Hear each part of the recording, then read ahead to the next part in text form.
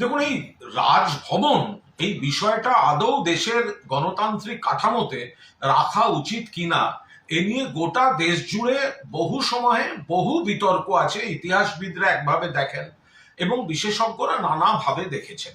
তো এখন এর সঙ্গে রাজনীতি জুড়ে মন্তব্য না করাই ভালো, কারণ এই পরিস্থিতিতে যেটা রাজ্যপালের যা যা ভূমিকা বা দায়িত্ব সেটা সংবিধানে নির্দিষ্ট করে দেওয়া আছে। এখন বিজেপি চেষ্টা করে যে তাদের সময় তাদের নিযুক্ত রাজ্যপালদের উপর চাপ সৃষ্টি করে বা প্রভাবিত করে তাদের দিয়ে রাজনৈতিক উদ্দেশ্য প্রণোদিত কিছু পদক্ষেপ নেওয়াতে।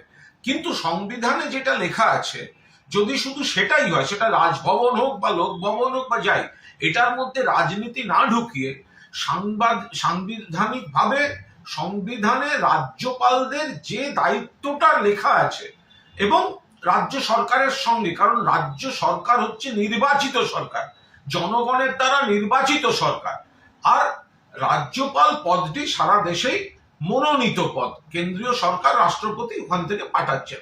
ফলে এইটা যদি সীমারেখাটা লঙ্ঘিত না হয় তো তাহলেই ব্যাপারটা সংবিধান অনুযায়ী থাকে।